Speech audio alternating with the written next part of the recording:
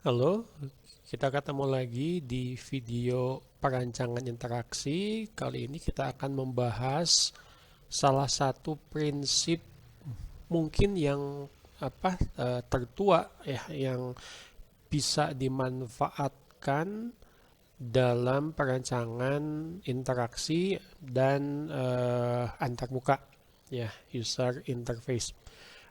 Prinsip ini dikenal sebagai prinsip Gestalt, ya, aturan Gestalt. Ini bahasa Jerman ya. Jadi apa itu kita akan melihat dalam saya akan bagi menjadi dua video, ada 9 prinsip yang harus dipahami oleh desainer ya. Ini disebutnya sebagai ya bukan cuma prinsip tapi laws ya, aturan dari Gestalt. Ada similarity, ada good figure ya, ada law of proximity dan seterusnya. Hal-hal ini yang akan kita bahas. Baik, kita mulai. Dalam video ini kita coba membahas 4 dulu dari prinsip Gestalt atau teori Gestalt. Teori Gestalt merupakan salah satu wawasan ya, prinsip law, aturan dalam desain antarmuka pengguna, di mana teori ini menjelaskan mengapa pengguna cenderung melihat item desain tertentu itu bagian dari satu kesatuan. Nah, dalam desain kita juga paham ya bahwa Anda sebagai UI design, UI UX designer harus memahami bahwa konsep desain itu tidak bisa dipisah-pisahkan ya. Satu page itu akan nyambung dengan page yang lain, satu tombol itu bagian dari satu desain utuh, layout sebuah layar yang merupakan satu kesatuan utuh. Jadi teori Gestalt ini usianya hampir lebih dari 100 tahun ya, berasal dari psikolog Jerman. Contohnya adalah Max Wertheimer. Gestalt ini bukan nama orang, tapi kata dalam bahasa Jerman yang berarti konfigurasi yang utuh atau terpadu. Ya, jadi prinsip ini adalah seperangkat hukum psikologis yang menjelaskan bagaimana manusia itu memahami dan mengatur informasi visual. Di mana prinsip ini banyak digunakan dalam desain visual untuk menciptakan tata letak atau layout yang kohesif ya, melekat menjadi satu kesatuan dan intuitif, bersifat intuisi, mudah ditebak. Kalau mudah ditebak berarti mudah dipelajari ya, belajar ke konsep sebelumnya. Kalau mudah dipelajari, tingkat kegunaan atau usability itu pasti bagus. Baik, kita mulai. Yang pertama itu adalah proximity. Ya, proximity itu kedekatan mungkin ya. Objek yang berdekatan satu sama lain dianggap sebagai satu kelompok meskipun bentuk, warna atau ukurannya berbeda. Prinsip ini penting untuk mengatur informasi dan membuat pengelompokan logis dalam tata letak. Logik menjadi salah satu pertimbangan dalam desain, dalam tata letak atau layout, di mana prinsip ini akan sangat berguna dalam mendesain hierarki informasi, struktur menu, dan tata letak halaman. Logiknya adalah misalkan ya dalam e-commerce, dalam menu yang namanya pakaian, yang namanya t-shirt, yang namanya kaos, yang namanya ini ada di menu misalkan item pakaian.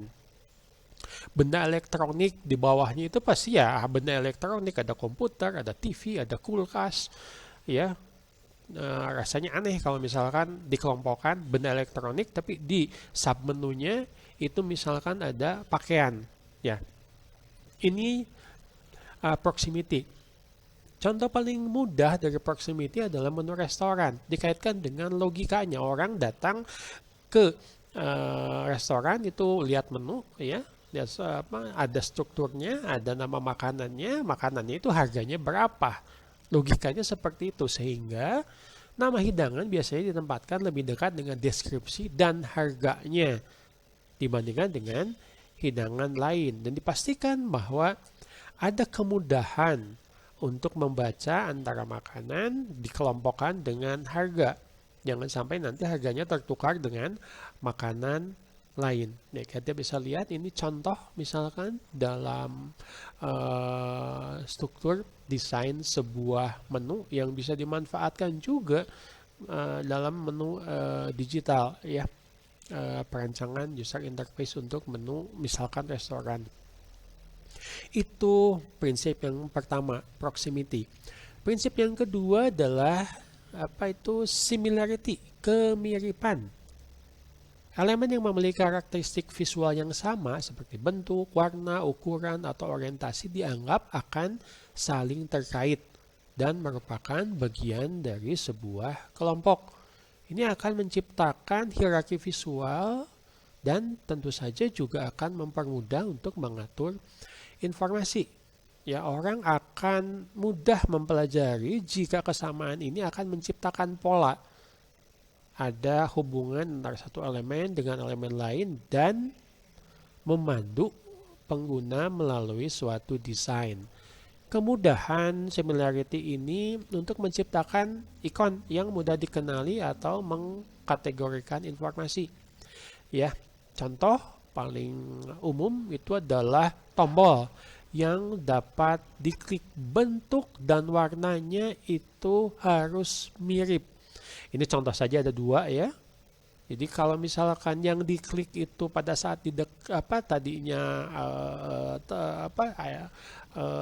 telunjuk, terus pas mendekat itu si pointernya menjadi panah, lah semua tombol itu punya kesamaan. Ya, kalau pointernya mendekat menjadi panah, ukurannya harus sama, bentuknya harus sama, warnanya harus sama. Ya, kemudahan ini akan membuat orang lebih mudah untuk menggunakan dan mempelajari. Itu konsep kedua, similarity. Konsep yang ketiga ada enclosure. Ada batas-batas tertentu. Elemen desain yang masuk batas tertentu dianggap sebagai satu kelompok, terpisah dari elemen lain di luar batas. Mungkin misalkan dibatasi oleh kotak atau oleh persegi panjang, ada garisnya yang mengelompokkan mereka. Prinsip ini terkait erat dengan kedekatan dan kesamaan, tetapi juga berfokus secara khusus, mirip dengan similarity ya, tapi ada fokus khusus pada penggunaan batas atau penutup yang sering digunakan untuk membuat bagian-bagian yang berbeda dalam satu desain, untuk menyoroti informasi penting atau memisahkan berbagai kategori konten. Mungkin saya mengingatkan kalau Anda baca buku, ya, baca textbook kuliah, ternyata pada saat di akhir bab misalkan bagian summary atau bagian kesimpulan dan rangkuman itu pakai kotak. Ya. Kenapa? Karena rangkuman ini penting. Ya. Ini adalah resume dari apa yang dipelajari dalam satu chapter. Ini contoh ya kalau dari buku yang disebut sebagai enclosure. Nah, ini bisa dibawa ke user interface. Ya, di sini disebutkan bahwa berguna dalam desain terbuka, apakah membuat drop down menu atau membuat Windows modal, ya, jendela-jendela ya dalam satu user interface atau area konten yang berbeda. Ini contohnya adalah dalam dashboard digital, metrik atau visualisasi. Ini dikumpulkan dalam kotak-kotak individual. Ini mungkin tidak terlalu jelas, tapi Anda bisa melihat bahwa ini kotak ini. Ya, ada campaign overview, ini kotak. Ada mail statistik, dipakai kotak juga. Terus di sini ada engagement analytics, pakai kotak juga. Dikelompok-kelompokkan. Betul, ini satu kesatuan dalam user interface-nya, tapi dibagi-bagi enclosure-nya dalam kelompok-kelompok tertentu. Apakah menggunakan kotak yang pakai garis atau mungkin hanya bentuknya saja yang tidak terlalu jelas. Tapi pengelompokan itu bisa dengan mudah melihat, contohnya adalah pengelompokan informasi. Baik, Yang keempat adalah tadi enclosure, sekarang closure ya. Ketika disajikan dengan informasi yang tidak lengkap, pikiran kognisi pengguna akan mengisi bagian yang hilang untuk melihat gambar yang lengkap. Pakai gambar yang mudah dipahami oleh orang. Hal ini memungkinkan kita mengenai pola, bentuk, bahkan ketika bagian-bagian kabur atau hilang. Mungkin masih bingung ya, tapi kita akan lihat nanti contohnya seperti apa. Prinsip ini memungkinkan desainer untuk menciptakan desain yang lebih menarik dan terutama adalah minimalis, tidak makan tempat. Apalagi kalau misalkan Anda mendesain user interface untuk smartphone ya, kan harus terbaca, tetapi juga harus minimalis. Dengan membiarkan beberapa elemen tidak lengkap, desainer dapat mendorong partisipasi aktif dari pemeriksa dalam menafsirkan desain. Ini yang paling umum. Saya yakin ini sudah cukup familiar dengan Anda. Ya, kita sering dapat membaca teks tulisan ketika huruf-hurufnya belum terbentuk sepenuhnya. Tapi kita sudah bisa menebak itu kira-kira apa.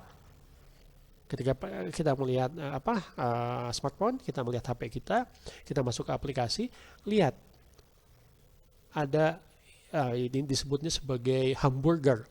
Ya, ada yang disebut Oreo, ada yang disebut kebab. Tapi kita bisa menebak ini adalah menu.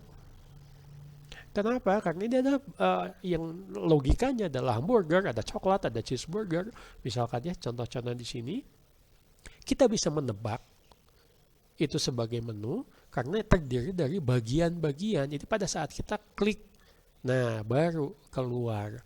Ini adalah salah satu cara yang paling sederhana untuk menyembunyikan kata menu atau mungkin baris dari struktur menu yang mungkin akan terlalu kompleks kalau diperlihatkan semua. Jadi dibuat seminimalis, sesederhana mungkin. Kita lihat di pojok kanan smartphone kita ada bentuk hamburger atau ini seperti ini. Kita langsung menebak ini menu.